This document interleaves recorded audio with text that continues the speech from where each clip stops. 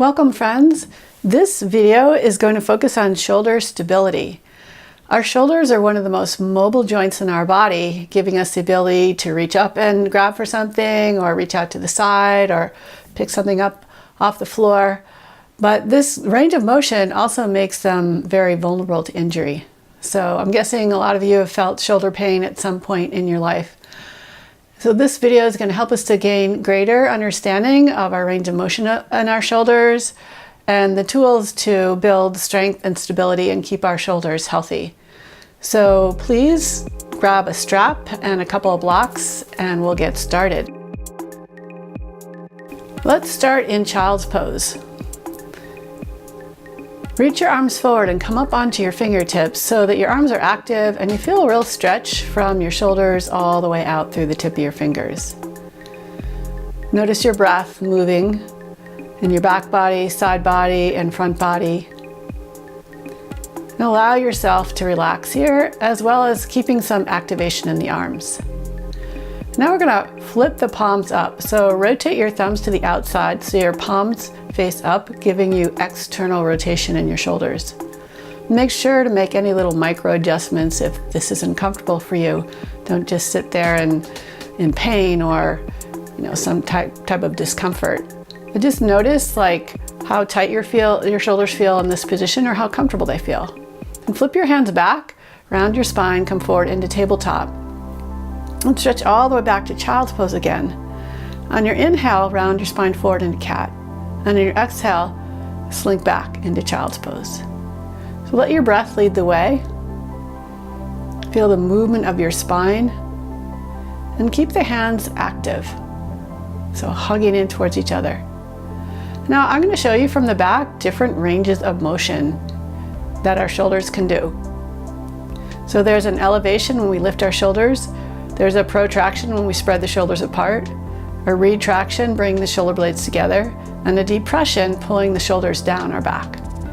So depending on the position that we're in, we're going to be focusing on one or more of those ranges of motion.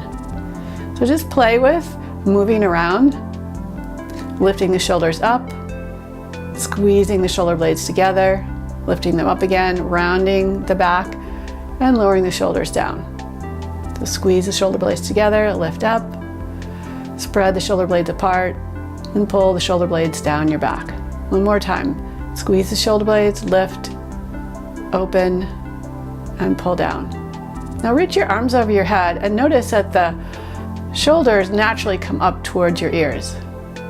So we don't want to fight this. We want to let the shoulder blades come up, but also feel what it feels like to pull them down. So we just get a little bit of movement in our shoulders with our arms overhead.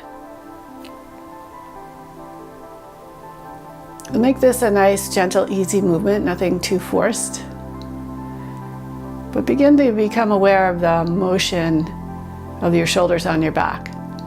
And then with the arms reaching up, start to lift through one side and then the other side.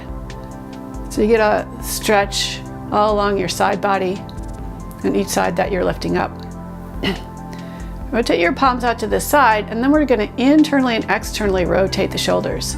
So when we externally rotate, the palms will face up with the thumbs moving back, and when we internally rotate, the thumbs are, we won't be able to rotate the palms quite as open to the sky. So I just want you to feel the motion in your shoulders. And come back into your tabletop. And rotate your fingers towards your knees.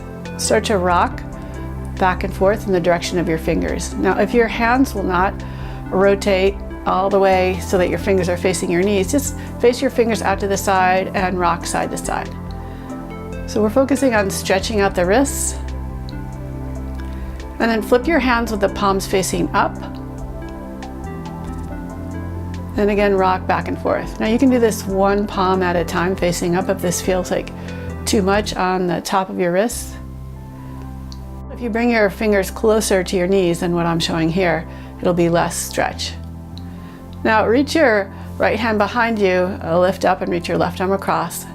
Then lower your hips, inhale, reach your right arm up and across, lower the hips, and just switch from side to side. So you're getting a little bit of a diagonal stretch in the shoulders and all along that side body into the hips. And then we'll come forward into tabletop. And lift our hips and stretch back to downward facing dog. And just take a couple of breaths here to stretch out in your down dog, especially paying attention to your back. I'm showing straight legs here, but bend your knees if your hamstrings are a little tight. And then we'll do some cat-cow waves. So as you inhale, round your spine forward to plank, and exhale, shift your hips back to down dog. Try and feel as much movement in your spine as possible. And then we're going to hold a plank position. So try and bring your shoulders right over your wrists, and don't let the shoulders drop or the upper back drop like I just showed you. You want to keep that back full and engaged. Keep your legs engaged, and keep your gaze a little bit forward of your mat. See if you can hold this position. And then maybe reach your right arm up and forward. If that's too much for you, you can just lighten the weight of your right side on the floor. And then we'll do the same thing on the left side. Lift the left arm up, reach it forward, and stretch back into your down dog. Inhale forward to plank again. And do some more of those cat-cow rolls. Feels so good on the spine. Then come back into plank, lower your knees down. We'll slowly lower down through a modified chaturanga all the way to our bellies. Bring your arms out to the side and lift your shoulders up away from the floor. Curl into your upper back, trying to keep your ribs down and your chest forward. We'll do that a couple more times, little mini Cobra variations, using the back muscles and not letting the shoulders scrunch up toward the ears. So keep your legs active to keep the low back long. And maybe hold a little bit here, just playing with, can you lift up a little bit higher without any pain? Bring your hands back to a Cobra position with the fingers just behind the shoulders. Lift up. Don't let the shoulders round forward. Keep the shoulders moving down and back. And just play around with how much opening you can find in your shoulders and your upper back. And stretch back, downward facing dog. Come back down to your knees and come to a seated position. And take your strap, it could be a belt might be too short though, or some kind of rope.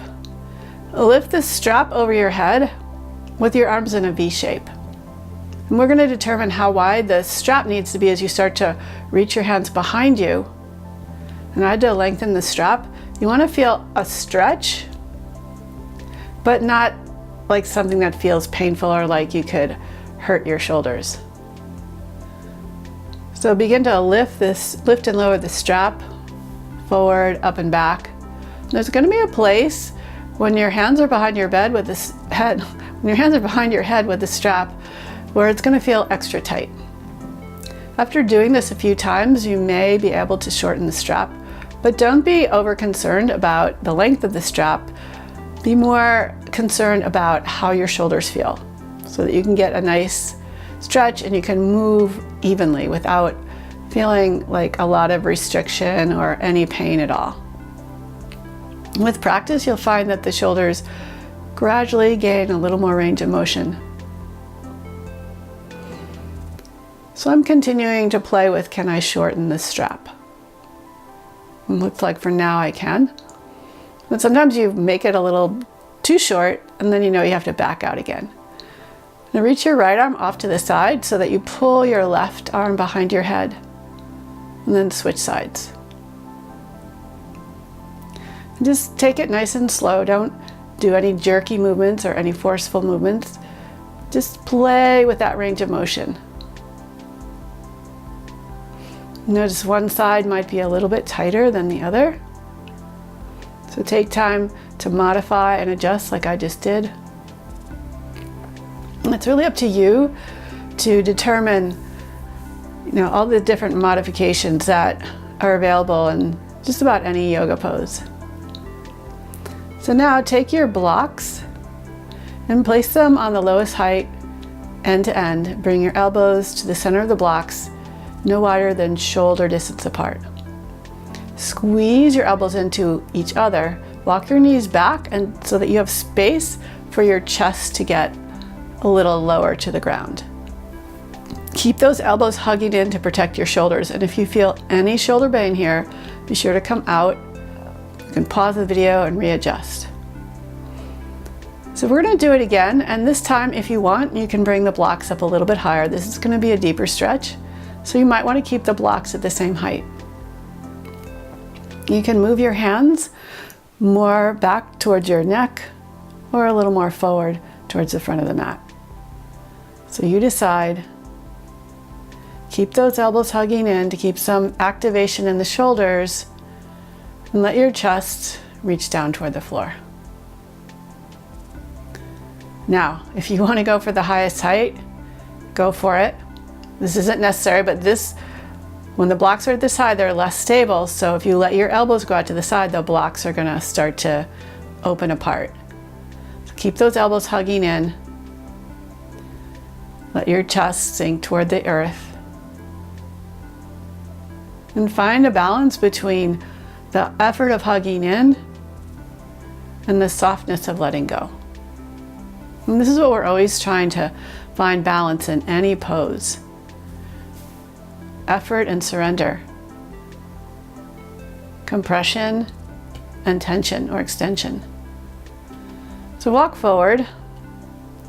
Move the blocks off to the side for now. And just showing you how to externally rotate the shoulders. So when you come into tabletop, you want the shoulders externally rotating as you make your way back into downward facing dog.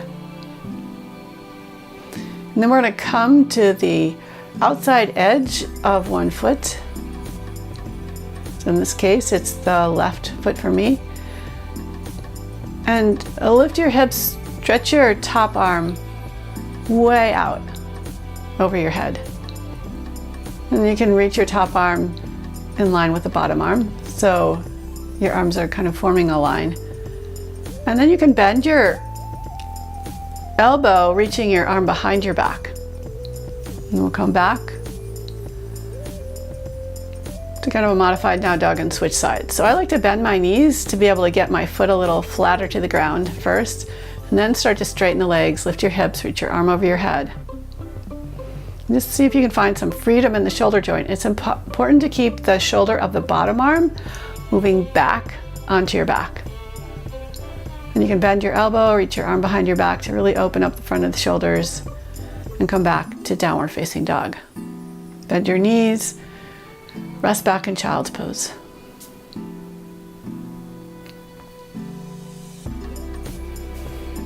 And begin to slide your hands forward, keeping your chest low, bringing your hips up over your knees for puppy pose. Again, keep the arms hugging in and make sure that you move the shoulders, like come out of the pose, modify if you need to, if you feel any impingement in the shoulders. Then we're going to keep our elbows down and lift our hips up, coming into dolphin prep. This is great for building strength and mobility in the shoulders, and if done properly, can be part of a shoulder rehabilitation program if you have some shoulder joint issues. So push into your hands, keep the belly activated to help support your shoulders. And then see if you can push into both hands, lift your arms, and come back into downward facing dog. So to be able to push up from your elbows into down dog, you really need to keep the weight shifting back and press into your hands. So now let's come forward onto our bellies and do some locust variations. Begin to swim your arms back and forth, using the power of your back to keep your chest lifted. And you can have your hands in different positions. You could come into like a cactus and then stretch back. So be creative here. Keep the legs nice and strong. Then tuck your toes, make your way back to downward facing dog. And do all those little subtle nuances in down dog to make the pose feel really good for you. We're going to come into our side plank again. Reach your top arm up. And this time we're going to play with coming into Wild Thing. So you can just shift your leg behind you. Keep that bottom supporting shoulder engaged. Keep the shoulder back. Don't let the shoulder blade roll forward into internal rotation. And then we'll switch to the other side. So we're working on keeping the bottom shoulder externally rotated, keeping the legs strong, and then stepping our foot behind us so you can reach your chest up more toward the sky, coming into kind of back bend. And then back to downward facing dog. Let's try this again. We'll come into side plank. And this time, if you want a little more challenge, you can think of lifting your top leg up. And then step it behind you for Wild Thing. So using a little more strength, a little more control in this variation. And then we'll switch sides. So start coming onto the outside edge of your foot, bend your knees, try and plant your foot. Lift your hips, reach your arm over your head. So just slowly reach your top leg up and step it behind you, maybe coming into a deeper back bend, maybe not. Listening to your shoulders, listening to your whole body. And make your way back, downward facing dog. And come onto your side plank again. Reach your top arm up over your head. Maybe gaze up toward the sky. Lift your top leg up again. And step it behind you. Nice, beautiful, full Wild Thing. Come back to center. And we'll switch sides again. So it's nice to practice something more than once and different variations to really understand how to position our shoulders, how to engage the whole body, how to slow down and move with control, with grace and control. And to move with grace, we need a balance of strength and mobility. In downward facing dog, reach your left leg up for down dog splits, pull your knee into your chest, step your foot forward into your lunge. Rotate the back heel down. Come on up into Warrior Two. Stretch out between your fingertips, rotate the palms up, and that's going to externally rotate your shoulders. Try and keep the shoulders where they are, and then from your elbows, flip the palms down again. Then bend your forearm, bend your elbow. Actually, you can't bend your forearm. Bend your elbow, place your forearm on your thigh. And begin nice, slow, big, wide circles. Again, just getting some nice mobility in the shoulder joint. And then reach up and back, reverse your warrior.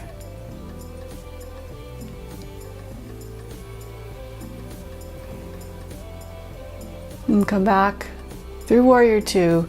Pull your front hip back to straighten the front leg, reach forward, coming into triangle pose. And you can use a block here. You can place your hand on your leg, but push your leg up into your hand. Don't push down into your leg. And just practice rotating the shoulder of the top arm a couple times. And reach your arm over your head. Bend your front knee, coming forward into Parsva Konasana, side angle pose.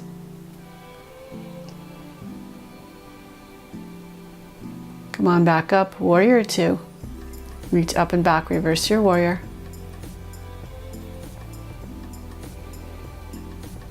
Then windmill the arms forward, step back, downward facing dog. We'll play with the right side. So on your inhale, reach your right leg up. Exhale, bend your knee, hug your knee into your chest, step your foot all the way forward to your hands. Rotate the back heel down. Firm through your feet. Inhale, windmill the arms up, Warrior Two. So just play with like internally and externally rotating the shoulders. And then bend your elbow, rest your forearm on your thigh, nice slow circles. Feeling the motion of your shoulder blades on your back. Going through all different ranges of motion. And then come into side angle pose, reaching from your back foot all the way up through your top fingertips. Come back through Warrior Two. Shift your hips back, reach forward, triangle pose, Trikonasana. Try and keep those shoulders nice and open. Plug into your feet, reach your top arm over your head, bend your front knee, coming back into side angle pose, and maybe lift your gaze toward the sky. Inhale, back up, reach up and back, reverse your warrior. Take your time here. And then windmill the arms, step back, downward facing dog.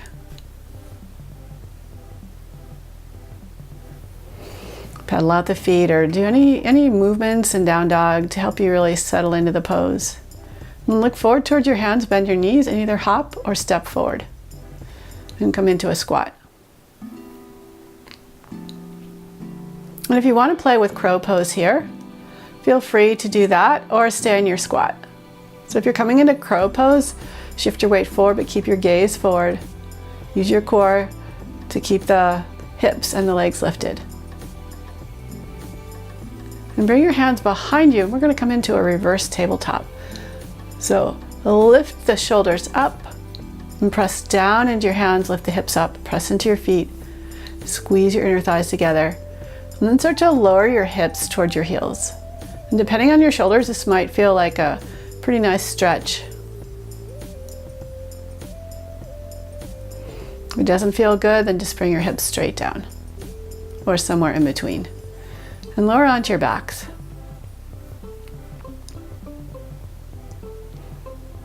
Reach your arms up and plug the shoulders down into the mat. Rest your arms by your sides. Bring your feet into bridge position. Lift the hips up. And press into your feet, hug the knees towards each other. Isometrically drag your heels towards your shoulders and slowly lower down. We'll do that again. So inhale, lift the hips up. Squeeze the inner thighs toward each other, the knees towards each other without touching, just isometrically. And lower down. So the shoulders, when the hips lift up, the shoulders are pinned more to the floor. This time you can walk your shoulders in towards each other. Interlace your fingers behind your back, press into the bottom edges of your arms, squeeze the legs, and then release and slowly come on down. Hug your knees into your chest. Gently rock around on your hips. Both directions. And then rock back up to seated.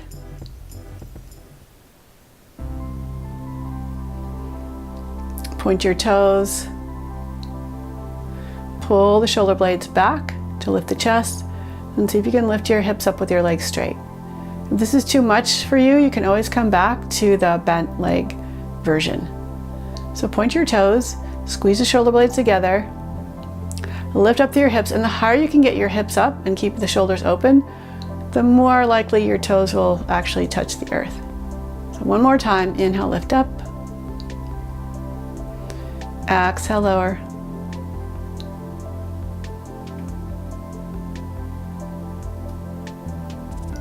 And inhale, reach your arms up.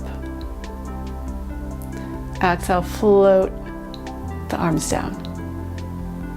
Inhale, reach up, elevating the shoulder blades. And exhale, let the arms float down. One more time, inhale, reach up. Exhale, release.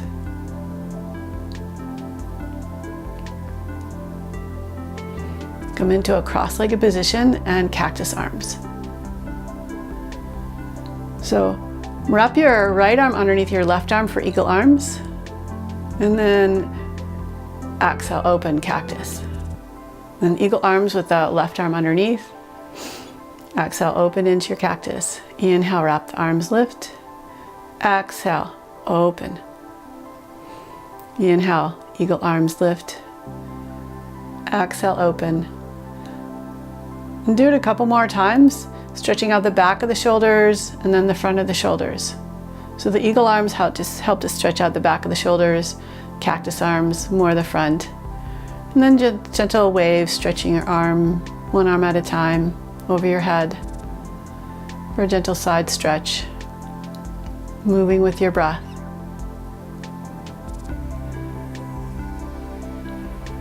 Side to side, back and forth.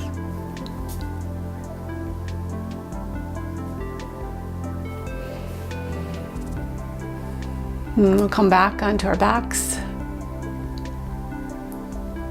and come into dead bug pose. So let your feet balance over your hips and your hands over your shoulders, so the hips are weighted down, the shoulders are weighted down. And let your whole body relax here. Preparing for Savasana. And feeling a gentle inversion with the feet over the hips. We're rarely in this position. And then vigorously shake everything out. Hug your knees into your chest. And stretch out slowly into Savasana. And here's a good place too to wiggle your shoulders a little bit. Make sure the shoulders are like lowering onto the floor and not like held up with tension. Just relax into your shoulders. Relax your hips. Relax your legs. Relax your face. If you enjoyed this video, please like it, subscribe to my channel, share with your friends, send me a comment. I love to hear from you. I'd love to hear any requests that you have, and have a beautiful rest of your day. Namaste.